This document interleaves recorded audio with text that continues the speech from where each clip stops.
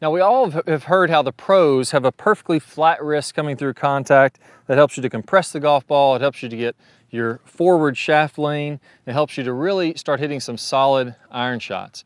But let's find out if this is you. Let me ask if you have a couple of these symptoms to see if you may be flipping the golf ball. Now, obviously, if you videotape your swing and you see yourself with your club shaft straight up and down, your left wrist is breaking down, maybe the club first starts to split your forearms right over top of the golf ball, you're going to be in the flipping category. We're going to talk about how to flatten out that lead wrist.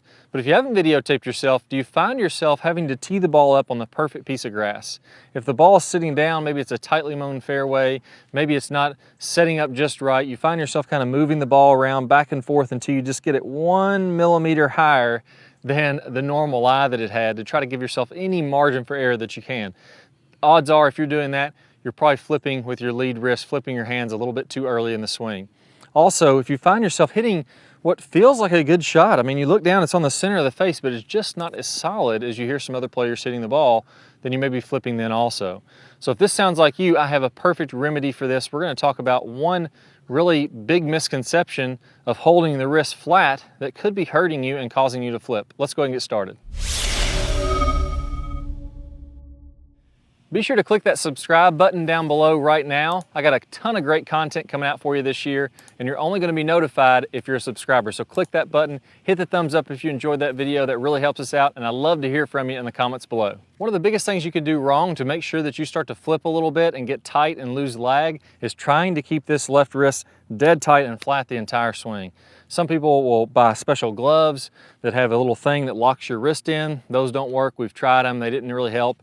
Some people will try to stick a ruler on the back here. It's good for feedback. It can kind of at least give you an awareness of when you're flipping the wrist, which can be a little bit helpful. But again, it kind of impedes how you're doing things and you end up flipping there. All kinds of crazy tricks to try to get you to stop flipping. Well, what if I told you that you're actually supposed to flip? The more we can flip this wrist, the flatter it's going to be at contact. Now, I'm going to get to that here in a second. I know it sounds counterintuitive, but let me walk you through first what happens when we try to keep this wrist tight. If I try to lock my wrist in, keep it tight, wear the special glove, do all that kinds of stuff, what's going to end up happening is as I go to the top of the swing, when my wrists are tight, I'm going to tend to cast a little bit. When I start to cast a little bit from the top, now all of a sudden my club is outracing my hands, so no matter what I do, I end up kind of flipping through contact and my left wrist breaks down. So the tighter I keep my wrist from the top of the swing and in the backswing, what's going to happen is I'm going to be more and more likely to flip. Let's go ahead and try one out. I'm going to try to really lock in my left wrist, keep it flat, and let's see what happens. Yeah, so I could definitely feel myself flip there. Didn't feel very solid, even though I hit the center of the face. It was kind of clunky because I added a little bit of loft to that. And the reason is, again, it's not what's happening down here. It's that when you get tight with your wrist, you start to cast early and that club starts to outrace the hand. So no matter what you try to do at contact, once the momentum of that club starts going, it is way too late. There is not much you can do about it. So the proper way to do this is to actually let the wrist go. Now, this is what I call kind of a wrist snap. If you take your left wrist and you bend it back towards your body, where your palm of your hand's towards your body, that's what's called wrist flexion. Now, if I do it the other way, that's called wrist extension. In the golf swing, the wrist is doing this. It's actually going, it's letting loose. It's the timing of that that makes all the difference in the world. If I can come down halfway in my downswing, I'm gonna have this wrist a little bit bowed, or at least perfectly flat. And then as I come through, that wrist is gonna release up. It's actually gonna fold back up. We'll get to the details of that here in a second. This isn't just for golf though. This is a universal principle. Anytime you're swinging a stick at a ball, the same thing's gonna be happening. If we take a look at tennis in the backhand, you look at the pro players, as they start forward, this would be their lead hand if they're hitting a backhand. As they start forward, the wrist is gonna bow this way. You see it gets a big bow in it when we're looking at this slow motion of the wrist of Novak Djokovic. And then as he releases that through contact, you're gonna see how that wrist is nice and flat. So it's going from bowed to flat.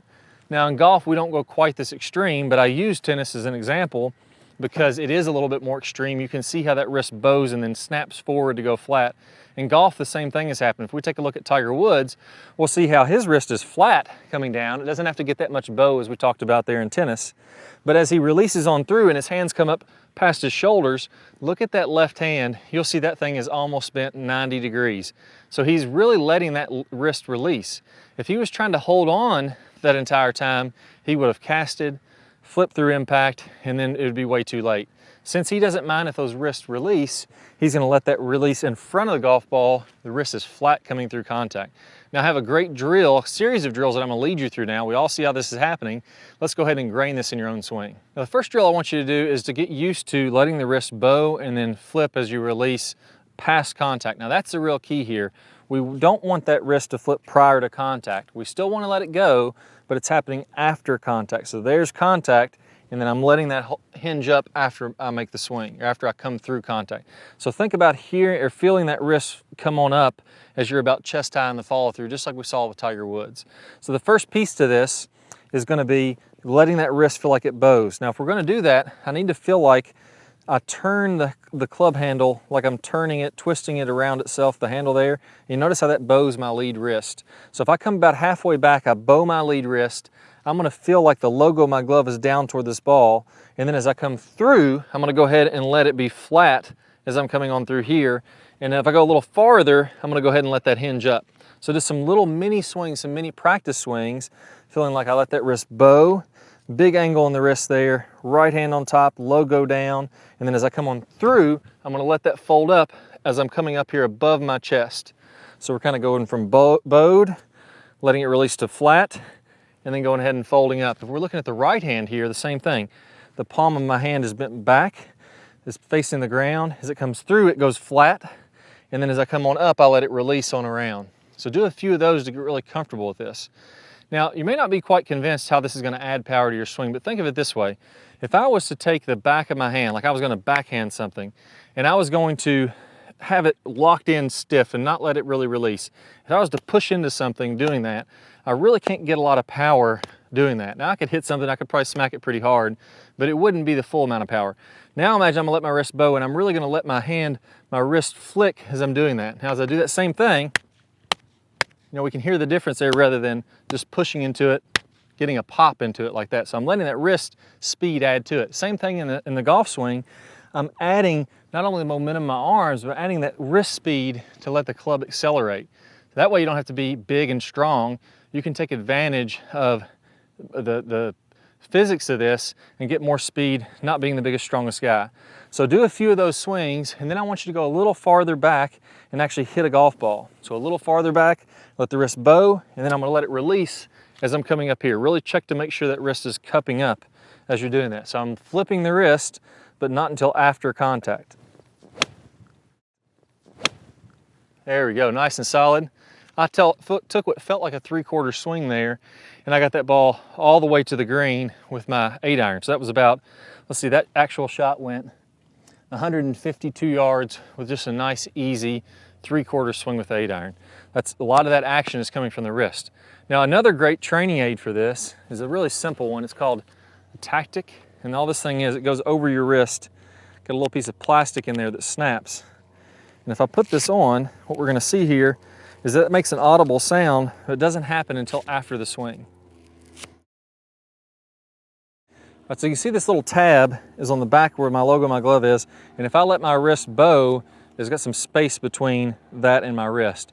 As I let my wrist cup, or I flip my wrist, now all of a sudden it's gonna make a little click. You can hear that happening. So this is gonna give you audible feedback now to where I can tell when I'm flipping my wrist. So if you tend to set up with your hand like this at address with a cup there, you're gonna notice, oh, I gotta get my hands way forward to get this not to snap. So as I set up from there, this hasn't snapped yet. I should be able to go all the way to the top of my backswing. Even in my downswing, I feel like I'm gonna create a little space there like we talked about. And then I'm gonna, from there, let this go and snap up. Now I hear that snapping right around here somewhere. So I shouldn't be hearing that until I'm about, again, chest high in the follow through.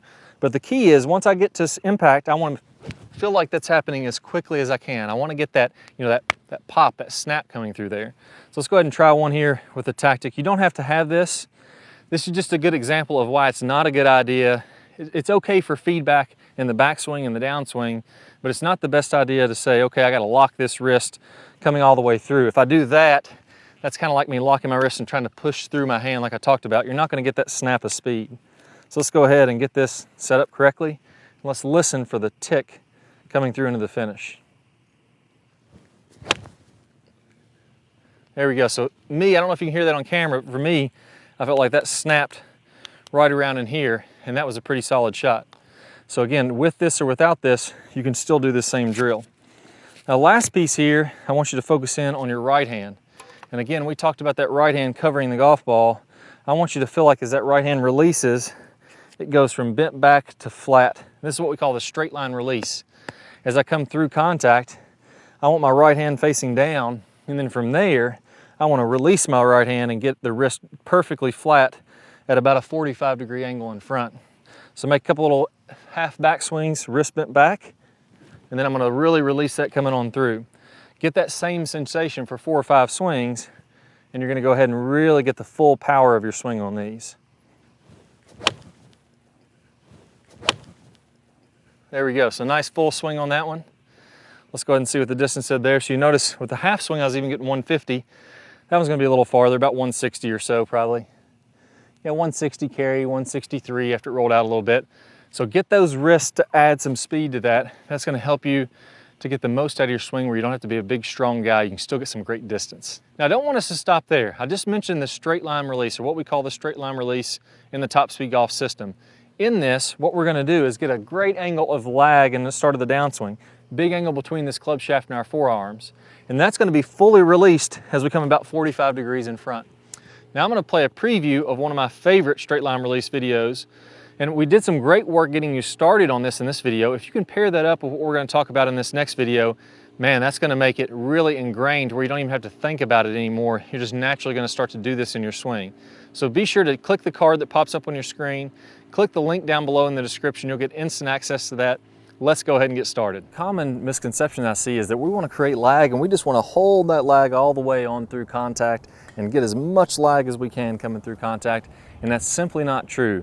In the release section, we're going to talk about how to turn that lag into energy, how to turn that into speed so that you can hit it very far and do it, like we mentioned, without hardly any effort at all.